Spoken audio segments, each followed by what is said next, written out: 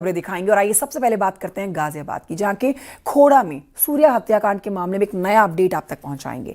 मुख्य आरोपी असद के घर के बाहर नोटिस चस्पा कर दिया गया है। जिस बात का पहले अनुमान जताया जा रहा था, देखिए अब 15 दिन के अंदर घर खाली करने के आदेश जारी कर दिए गए हैं। नोटिस चस्पा करके नवनीत बिहार में मुख्य आरोपी असद के घर के बाहर प्रशासन की बड़ी कार्रवाई। नोटिस भी आप देख सकते हैं आपकी टेलीविजन स्क्रीन पर, ताला भी लगाया गया है। प्रशासन ने अवैध कब्जे का नोटिस लगाया है यहाँ, साथ ही चेतावनी दी है कि अगर समय पर खुद कब्जा नहीं हटाया तो प्रशासन ध्वस्तीकरण की कार्रवाई करने जा रहा है।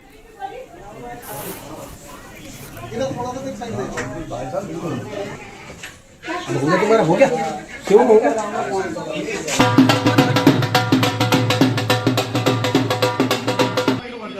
कार्यालय जिलाधिकारी गाजियाबाद श्री नवाब निवासी ग्राम खोड़ा परगना तहसील जिला गाजियाबाद, नायब तहसीलदार गाजियाबाद एवं अधिशासी अधिकारी नगर पालिका परिषद खोड़ा मकरपुर गाजियाबाद के द्वारा अपनी आख्या में अवगत कराया गया है कि आपके द्वारा ग्राम खोड़ा परगना लोनी तहसील में जिला गाजियाबाद के खसरा संख्या 70 जो राजस्व अभिलेखों में शासकीय भूमि बंजर श्रेणी में 5-3 की भूमि है पर अवैध कब्जा किया गया है।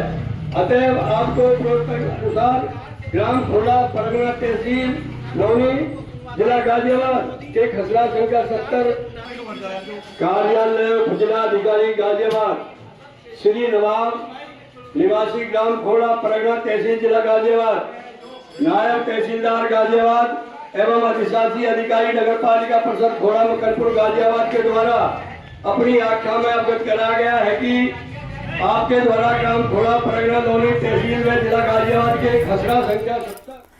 और आइए सीधे रुख करते हैं गाजियाबाद की तरफ, जहां हमारे सहयोगी रोहित सिंह और जानकारी के साथ हमारे साथ लाइव मौजूद है। रोहित, इसी बात का अंदेशा जताया जा रहा था और मांग भी घर परिवार और पड़ोसियों की तरफ से की जा रही थी कि मुठभेड़ में ढेर तो कर दिया गया है, लेकिन घर जो है अगर अवैध कब्जा इस पर है तो इसकी यहाँ पर बुलडोजर एक्शन देखा जाना चाहिए। और अब उस बात की शुरुआत भी हो गई है। ये जो नोटिस चस्पा किया गया है, इसमें क्या लिखा गया है और अब आगे क्या कार्रवाई होगी अगर इस नोटिस के ऊपर काम नहीं किया गया तो? बिल्कुल, देखिए जिस दिन से घटनाक्रम हुआ था उसी दिन से जो पीड़ित परिवार है उसकी लगातार यही मांग चल रही थी, एनकाउंटर और बुलडोजर एक्शन। तो धीरे धीरे जो प्रशासन है इसमें आगे बढ़ा है और जो मुख्य आरोपी था असद, उसका एनकाउंटर कर दिया गया था। और जो उसका एक घर है पुराना, हम आपको तस्वीरों में दिखा देते हैं, ये असद का पुराना घर है जहाँ बताया जाता है कि 8 महीने पहले रहता था। आज जिला प्रशासन यानी तहसीलदार यहाँ पर पहुँचते हैं और यहाँ पर नोटिस चस्पा करते हैं। वहाँ पर ढोल बजाया जाता है, स्कूल बजाया जाता है। इसमें दिखाया जाता है, इस नोटिस में लिखा हुआ है कि नायब तहसीलदार जो उप जिलाधिकारी के माध्यम से लगाया गया है, नायब तहसीलदार गाजियाबाद शासी अधिकारी नगर पालिका परिषद आख्या में अवगत कराया गया है कि ये जो खोड़ा परगना में तहसील में है जिला गाजियाबाद में संख्या जो है राजस्व भूमि बंजर श्रेणी में आती है, यानी अवैध कब्जा है। 15 के अंदर इस अवैध कब्जे को आप हटा ले, अन्यथा इस स्थिति में वैधानिक कार्रवाई करते हुए स्वयं ही हटा लिया जाएगा। यहाँ पर प्रशासन की टीम पहुंचती हो जाती है। इस घर पर ताला लटका हुआ है। आपको ये भी जानकारी दे दें, पिता नवाब है, ये मकान के नाम पर है और इस मामले में नवाब भी जेल में है। जो असद के पिता है, जो मुख्य आरोपी असद था, उसका एनकाउंटर कर दिया गया था। 8 महीने पहले मकान बेच दिया गया था। हालांकि ये जांच का भी ये प्रशासन की तरफ से जांच की जाएगी, क्या ये मकान बेच दिया था या नहीं बेच दिया था, ये मकान बेच दिया था या नहीं बेच दिया था। कई ऐसे दस्तावेज होते हैं जो अभी भी वो नवाब के नाम पर ही होते हैं, जैसे नगर पालिका। हम यही के लोगों से बात कर लेते हैं। ये मकान असद कब रहता था यहाँ? ये 7-8 महीने पहले था। 7-8 महीने पहले। जब से यहाँ कोई रह रहा है, बंद पड़ा है? इसमें कोई किराएदार रह रहा, किराएदार रह रहा है। क्या ये मकान नवाब के नाम पर है या किसी को बेच दिया था, ऐसा बताया जा रहा है? हाँ, ये सुनने में आया है कि 4-5-6 महीने पहले मकान बेच 4-5-6 महीने पहले मकान बेच दिया था। हालांकि ये जांच करेगी प्रशासन। हाँ, ये नहीं पता इसकी रजिस्ट्री हुई कि नहीं। पहले रहता था सर यहाँ परिवार के साथ? परिवार के अब यहाँ नहीं रहता ना।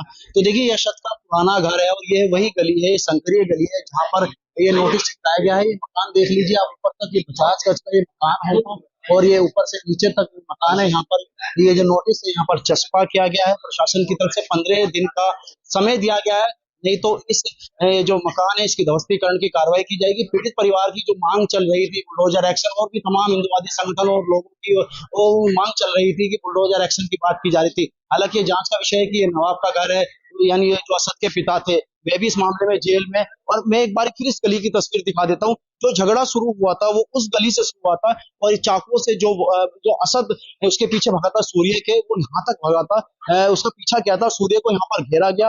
और ये जो आप सामने कार देख रहे हैं यही घटनाक्रम था जहाँ पर चाकू लगातार उस पे चाकू जो घोंपे गए थे सूर्य पे। तो अब जिला प्रशासन की यहाँ पर टीम पहुंचती है, तहसीलदार पहुंचते हैं, अनाउंसमेंट करते हैं, असद के पुराने घर पर नोटिस चस्पा कर देते हैं और नोटिस चस्पा करने के बाद ये चेतावनी दी जाती है कि जो आपकी जो भूमि है ये बंजर है, यानी अवैध इसमें है, आप इसे हटा लीजिए, स्वयं हटाएं, नहीं तो इस पे ध्वस्तीकरण की कार्रवाई की जाएगी। तो जो बात की जा रही थी, एक्शन की बात की जा रही थी, मकान ध्वस्तीकरण की बात की जा रही थी, यह प्रशासन इस मामले में भी आगे बढ़ता हुआ नजर आ रहा है। जिस तरह से लगातार इस मामले में कार्रवाई की जा रही है, सूर्य हत्याकांड से जुड़े हुए मामले में जितने भी मामले इसमें जो कार्रवाई लगातार चल रही है और जो आरोपी है उसमें जेल भी गए, मुख्य आरोपी का एनकाउंटर कर दिया गया है। अब मुख्य आरोपी के घर के बाहर जो उसका पुराना मकान है जहां वो पहले 8 माह पहले रहता था, ऐसा बताया जाता है कि ये मकान उसके पिता ने भेजा।